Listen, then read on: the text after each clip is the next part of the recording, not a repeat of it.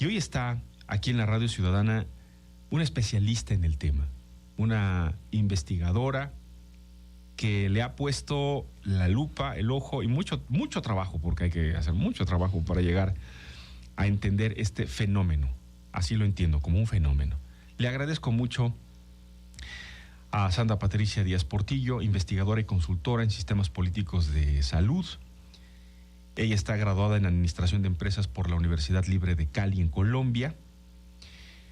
Actualmente es jefa del Departamento de Gestión de Investigación y Servicio en Políticas y Sistemas de Salud del Instituto Nacional de Salud Pública y se ha especializado en estudiar el tema de los consultorios adyacentes a farmacias privadas.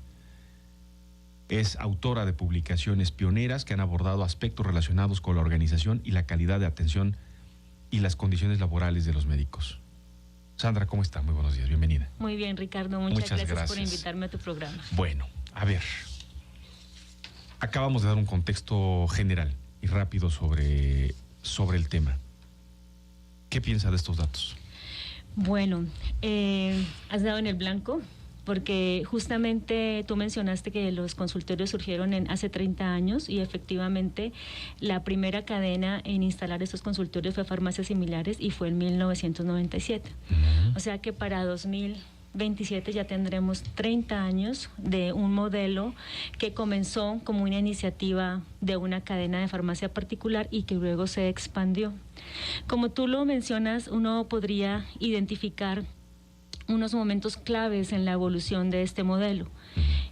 La primera cadena de farmacia que lo hace en un contexto que podríamos decir de apertura a medicamentos genéricos, pero y con la finalidad de facilitar el acceso de estos medicamentos a la población, como tú lo dices, el término que acuñó de medicamentos similares, realmente no los podía llamar genéricos porque no habían pasado la prueba de biodisponibilidad y bioequivalencia que exigían las autoridades de salud.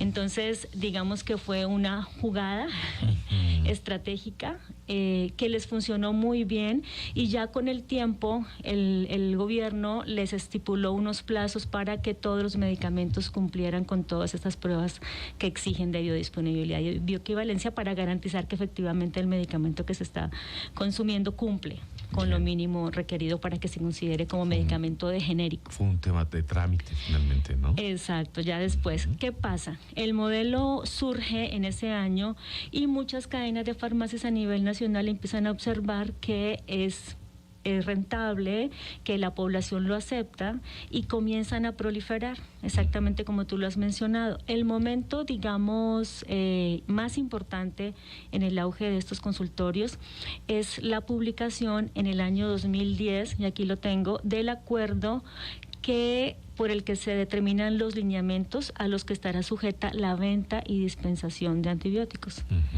En el 2010 entra en rigor este acuerdo. ¿Qué pasa? Que entonces ya las personas no pueden comprar los antibióticos, como tú decías, que te acercas a la farmacia y te daban el antibiótico. Había un problema de automedicación muy fuerte en México. Ay. Hay todavía, pero en teoría... Era más, sí, porque cualquiera podía llegar y surtirse sus cajas y sobre eso hay otras investigaciones, exacto, de amoxicilina, lo que necesitaran. Sí. Con esto, pues las farmacias se ven resentidas las ventas y de hecho hay estudios de la COFEPRIS donde muestran cómo disminuyó y entonces como estrategia comercial dicen, pues si nos están pidiendo, y ese es un efecto no esperado en la ley, que cuando buscas posicionar una ley y no calculas el efecto no esperado. El efecto económico. El efecto no esperado era que la farmacia les dieran, digamos, la vuelta al problema. O sea, que si ya no puedo vender el antibiótico tan libremente porque me estás pidiendo una receta, pues entonces voy a colocar un consultorio adyacente. Y yo doy la receta. Y entonces ya cuando la persona lo necesite, pues pasa con el médico, tiene su receta y pasa a la farmacia y lo compra.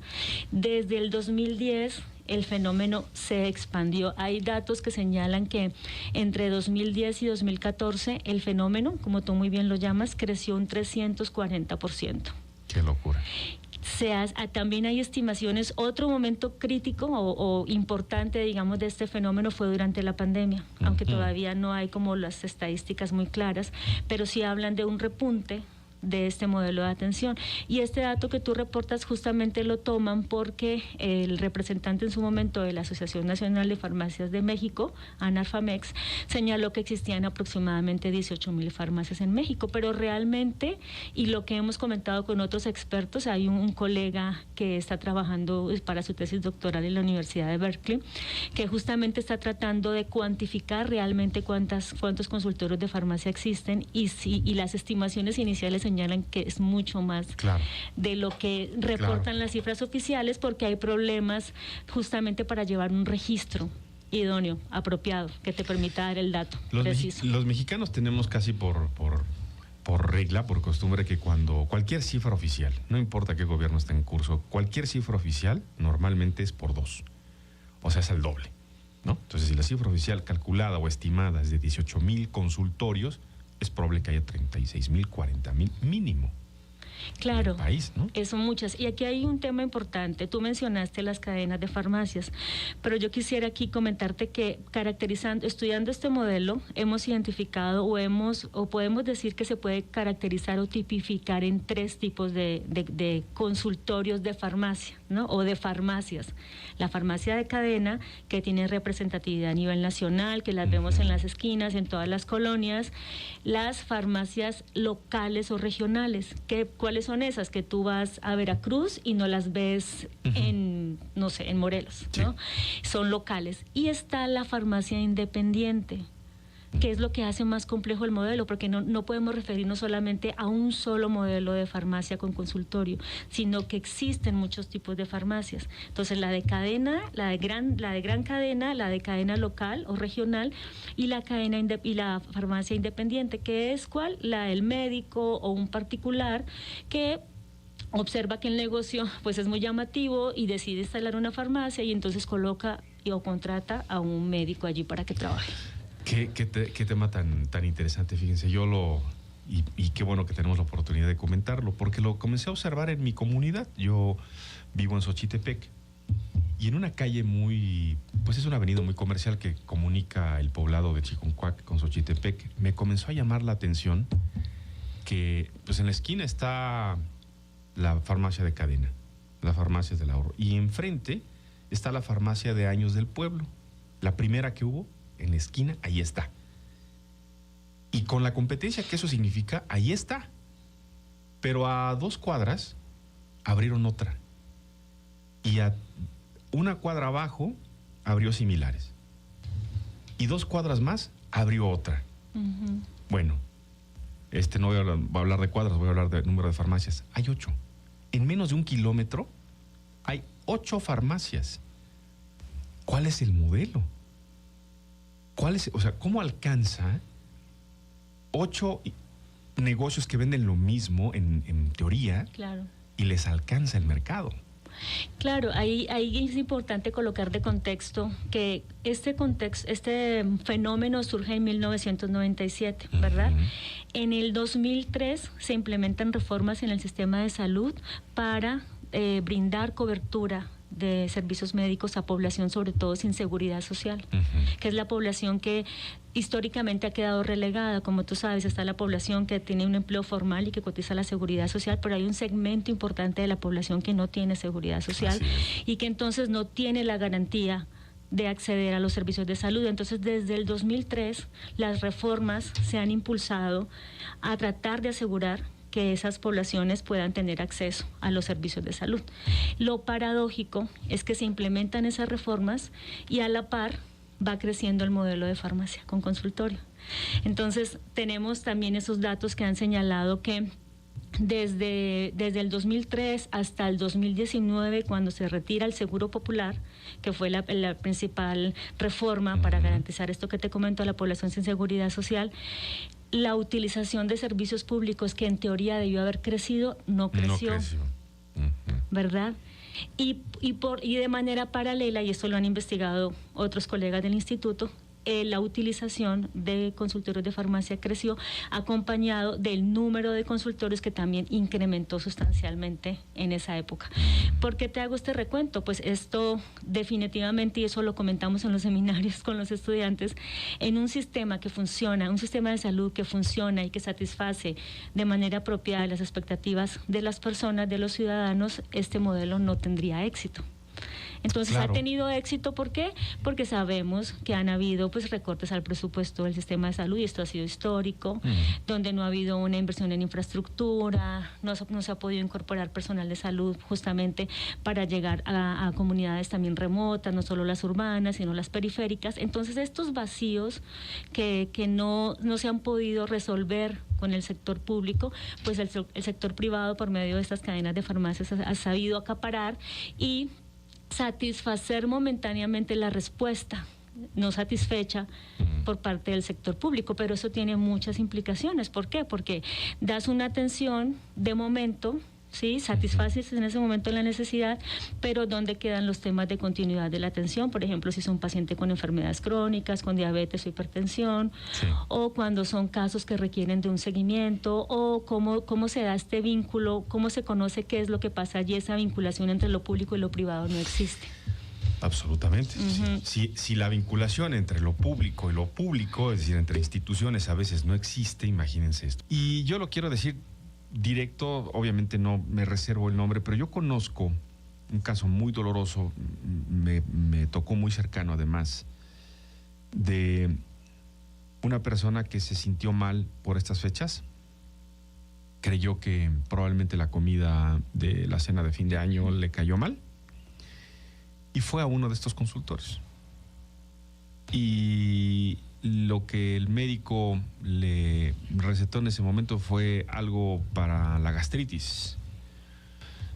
Y no era gastritis, evidentemente era el anuncio de un padecimiento que finalmente terminó quitándole la vida, porque era el aviso, ¿no? Como suele a veces ser el infarto, ¿no? Un dolor como si fuera en el estómago, así como si presionara hacia arriba.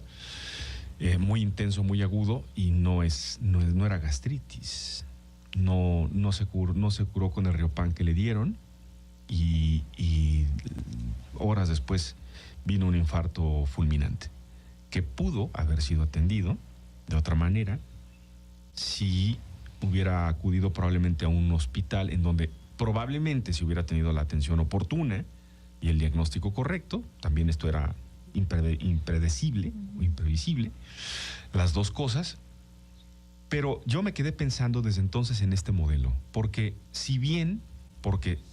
está en la estadística que sí resuelven una presión enorme de que hay de atención, porque ahí están, porque no hay que hacer tanta fila, porque no es tan caro, porque lo que le interesa, entiendo, Sandra, es expedir una receta para que den la vuelta así, ¿no? En una puerta giratoria, sales de aquí del consultorio, y aquí en la farmacia te lo van a dar, y además lleva tus puntos, y etcétera, y una serie de cosas, porque lo que le interesa a la farmacia es vender el medicamento. No tiene mayor interés en si la persona realmente tiene un diagnóstico correcto.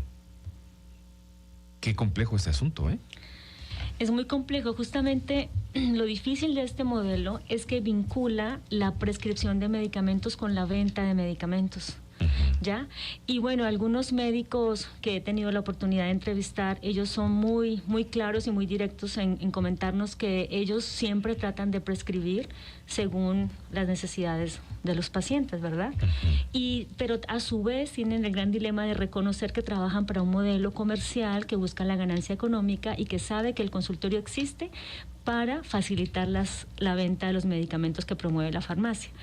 El gran tema de este modelo, porque justo venía platicando con la persona que me trajo hasta acá, sí, y sobre el tema que pensaba abordar contigo hoy, y me dice, pues es que es normal, ¿no? Para eso están los consultorios, pues para eso es el modelo, para que se venda el medicamento. Claro, muchos podemos decir, facilita el acceso a la atención médica y a los medicamentos. El gran tema es que cuando hay un modelo que sobre todo tiene por interés principal lograr la venta del medicamento, muchas veces con prácticas un poco éticas, ¿Cuáles Claro. son?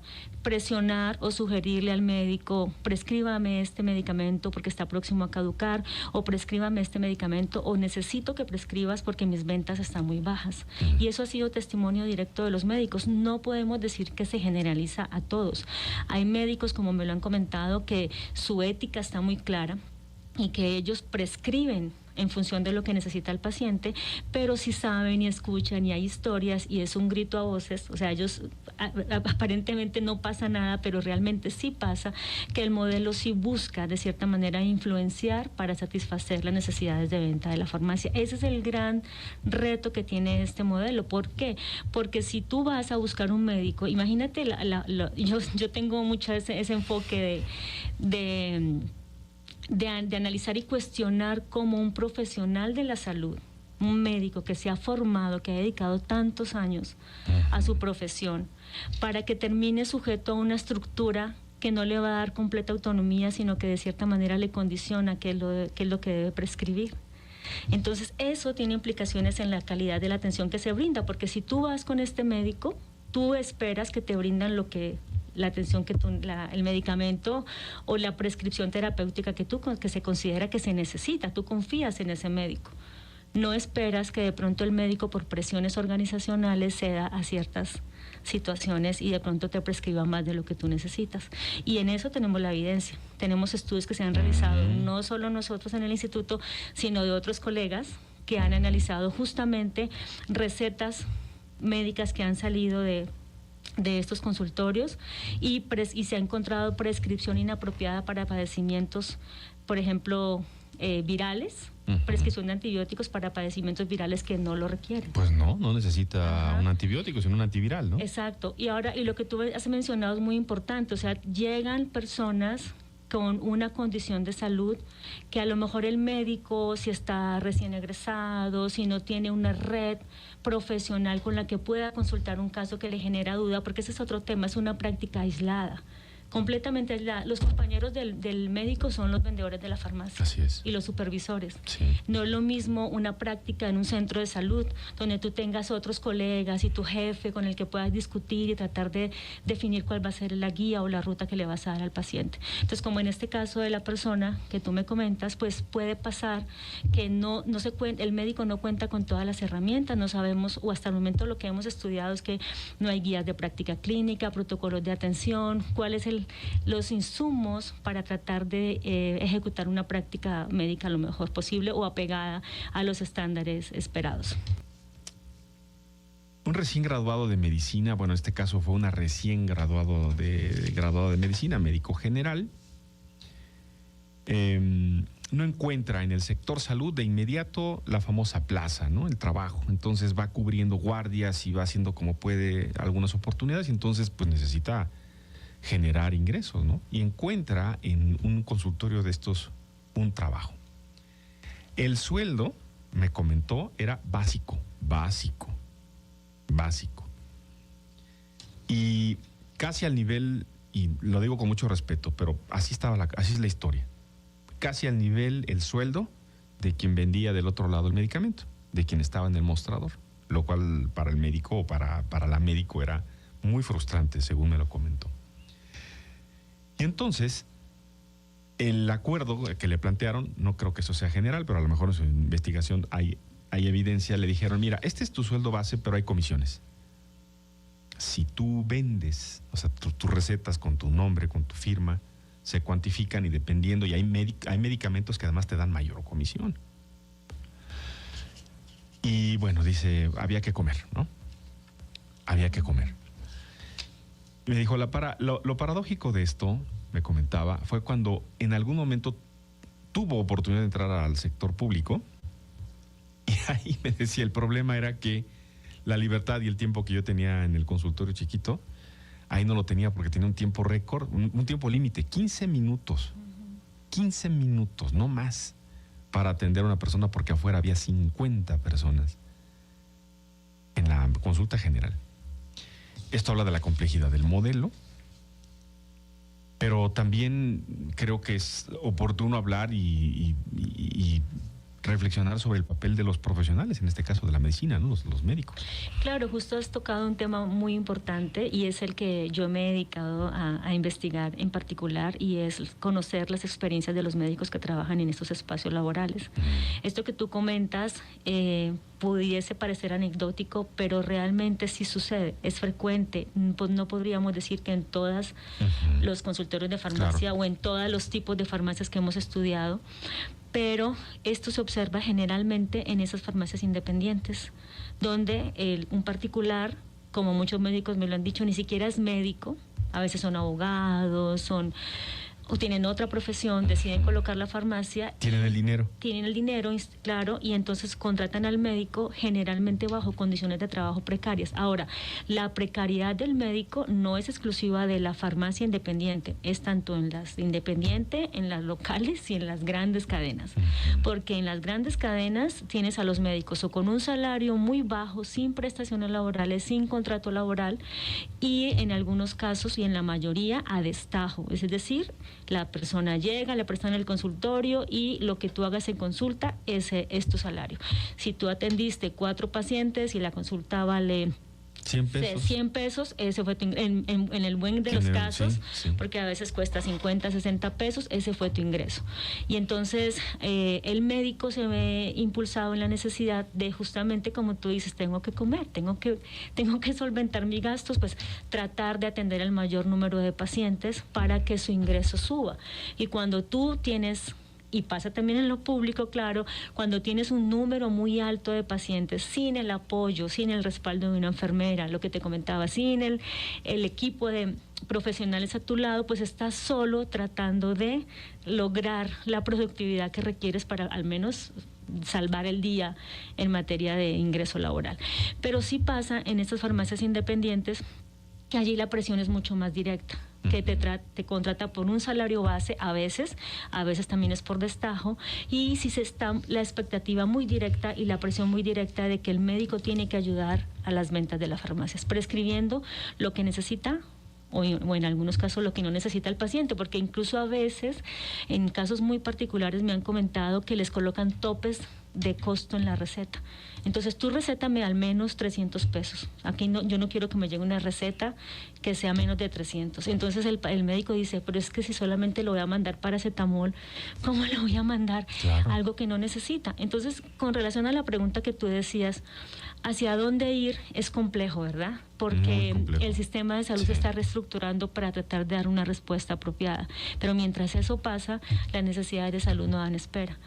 Mi sugerencia y lo que creo que se tiene que hacer es que pues las poblaciones, las personas tengan un poco más de una mirada más crítica hacia este modelo, que cuando acudan a estos servicios no les exijan, no les pidan a los médicos que les prescriban X o Y medicamento, que dejen que el médico les prescriba. Que es algo que hacemos mucho también. A veces es una conducta que está pasando mucho en México y que me la han comentado los médicos, es que llegan exigiendo, doctor, recéteme la amoxicilina, que es la que me hace bien. No, porque el que está formado y el que sabe, el profesional es el médico, y el médico te puede decir qué es lo que tú necesitas.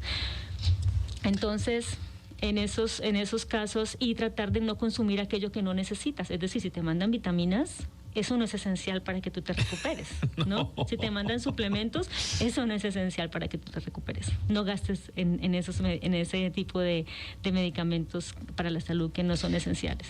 Fíjese, Sandra, que aquí vamos el próximo 8 de enero de 2026, este espacio cumple 1 año de transmisiones. Y uno de los primeros temas, no fue el primero, pero fue el segundo o el tercer tema que abordamos aquí en este espacio, comenzamos estudiando y revisando los estudios de calidad de algunos productos alimenticios de Profeco. Y esto nos dio paso a buscar a especialistas, a nutriólogos que nos explicaran, por ejemplo, por qué, si los aceites se llaman vegetales, por qué eran tan malos, ¿no? En las mayonesas, por ejemplo. Y por ahí comenzó una discusión y un análisis con especialistas. Vinieron aquí nutriólogos, vino el doctor Ventura, vino la doctora Madrid Hayashi, vinieron varios nutriólogos, Mariela Zavala, que nos comenzaron esencialmente a platicar, pues que lo que consumimos no son precisamente alimentos. Se llaman alimentos. Y con esto a lo que voy es a esta reflexión. En este año creo que el público de la Radio Ciudadana ha tomado mayor conciencia de la importancia que tiene cuidar la salud. O sea, la parte preventiva que tanto nos dicen, hacer ejercicio, cuidar los niveles, hacerse la química sanguínea, los estudios para ver cómo va a estar el colesterol, cómo está la glucosa, es decir, evitar en lo posible terminar en un hospital con una urgencia, con un padecimiento en el que no hay vuelta atrás y va a ser algo crónico que va a deteriorar la calidad de vida. Y frente al fenómeno que tenemos de las dificultades que tiene el sector público de atención de salud, me parece que sigue siendo la ruta ideal, ¿no? Cuidarnos mucho más. Por ahí creo que lo trató de explicar el director del IMSS, Zoé Robledo, no le fue muy bien porque dijo la solución es no enfermarnos. Después lo hizo un video tratando de aclarar esto y estoy con lo que dice Zoé Robledo, ¿no? Obviamente la gente le dice al director del IMSS, no, a ver, ¿cómo? Tu trabajo es que haya medicamentos, claro, ese es su trabajo. Pero el concepto era el correcto. Tenemos que cuidarnos más para evitar caer en el hospital enfermos o en un consultorio adyacente de la esquina para pagarse 50 pesos de consulta y 300 pesos de medicina. Claro, aquí el tema es que cuando tú utilizas los servicios de salud, el sistema de salud debe garantizar que esos servicios de salud se brindan con calidad y con seguridad. ¿Sí? El gran tema, claro, y hacia eso apuntan muchas políticas de salud, es evitar eso que tú mencionas, llegar a la utilización de servicios solamente para servicios preventivos, ¿no? Me hago mi chequeo, mi tamizaje de mama, mis química sanguínea para saber cómo están mis controles, evitar llegar a un caso de diabetes o a un caso de hipertensión. Eso es lo más importante. El gran tema es que la mayoría de la población en México tiene padecimientos crónicos. Entonces la demanda sigue siendo alta en los servicios de salud. No obstante, todas las acciones que se hagan ahora son súper importantes para evitar que los jóvenes, digamos que es el grupo de mayor interés, porque los adultos a veces es más difícil cambiar el patrón, no quiere decir que no se pueda hacer, pero sí tratar de que adopten patrones más sanos de alimentación, de ejercicio, de cuidarse, de no normalizar el deterioro físico o el deterioro de la salud como algo que va relacionado con el envejecimiento, digámoslo así. Tú puedes llegar a una vejez sin diabetes e hipertensión, pero dado que hay tantas enfermedades crónicas en México, las prevalencias son muy altas, la población normaliza tener diabetes o tener hipertensión. Claro. Y esas enfermedades mal tratadas a largo plazo generan una mayor carga para el sistema de salud, como te lo comentaba. Y volviendo al modelo de atención que tenemos allí, que la población los utiliza para padecimientos agudos, una gripe, infección, un dolor de estómago, una gastritis, pero también ya están llegando por personas con enfermedades crónicas como diabetes e hipertensión. ¿Al consultorio de la esquina? Al consultorio de la esquina. Ya sea para llevar su control, que no es lo ideal es que tú vayas con tu servicio público para que el médico te oriente y te esté recetando el medicamento que eventualmente se va revisando cuál va a ser la dosis, ¿no?, con la que la vas a consumir, en fin, a que llegue una demanda por un padecimiento agudo en un consultorio de farmacia. No es lo mismo un padecimiento agudo que un padecimiento crónico.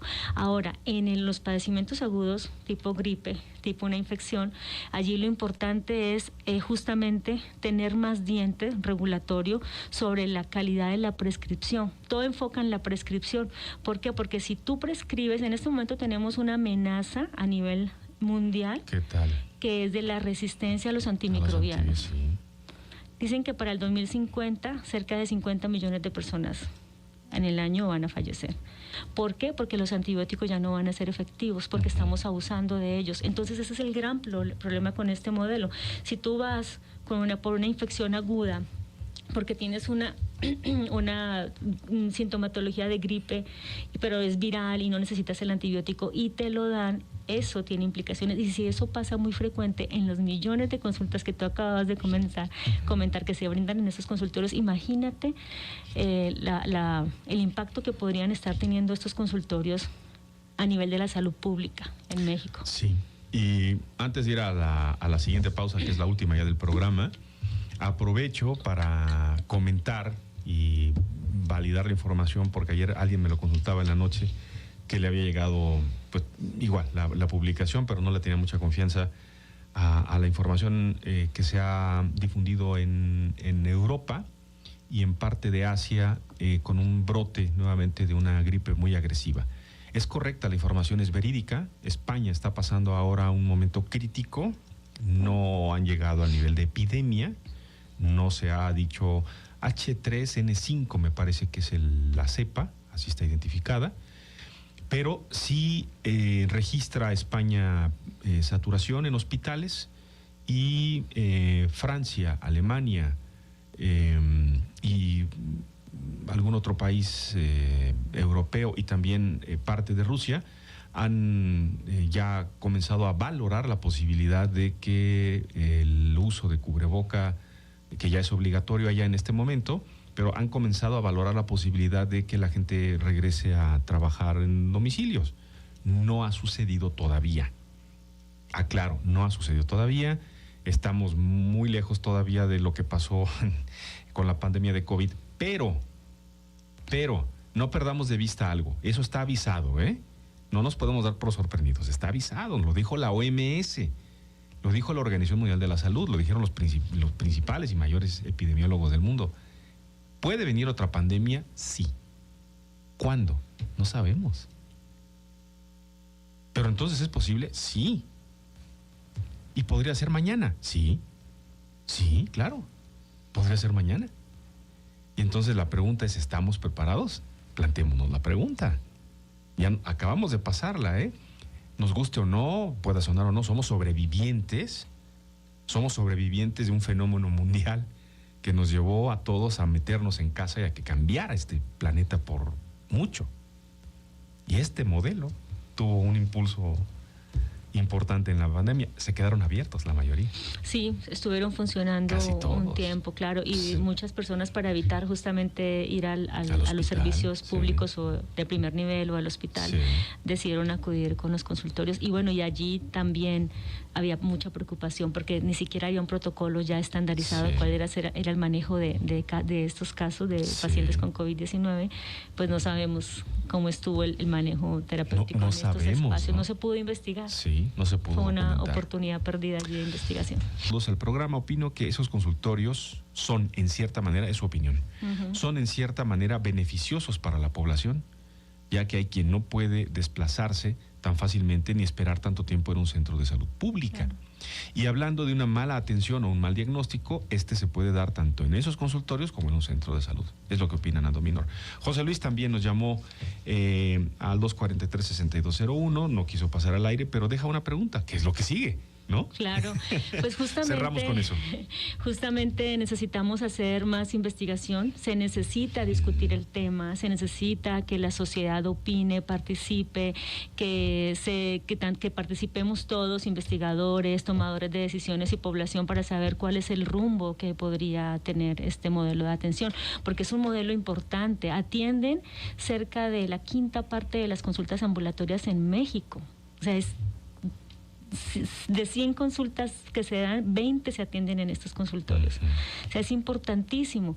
Hay estudios, de hecho pronto se va a publicar en Salud Pública de México un estudio que publicó un estudiante graduado de la maestría, que se explora la posibilidad de integrarlos al sector público. Eso es evidencia. ¿Para qué? Para que se discuta. No quiere decir que se tenga que seguir, ¿no? O sea, se tiene que generar esta evidencia. ¿Qué opina la población? ¿Qué opinan los tomadores de decisiones y los actores involucrados? Y allí justamente, pues la población está a favor, como el comentario que acaba de comentar. La población dice, pues es que sí son necesarios, porque se entiende, claro, si en el sector público no hay esa capacidad resolutiva oportuna de que tú no tengas que sacrificar toda una mañana para poder tener la atención para un padecimiento agudo, por ejemplo. Claro. Entonces, si eso no está, pues al menos yo voy aquí, que me lo atienden, ¿no? Entonces, pero integrarlos a la red pública tiene otras implicaciones en términos de que se tendría que tener mayor regulación de este modelo.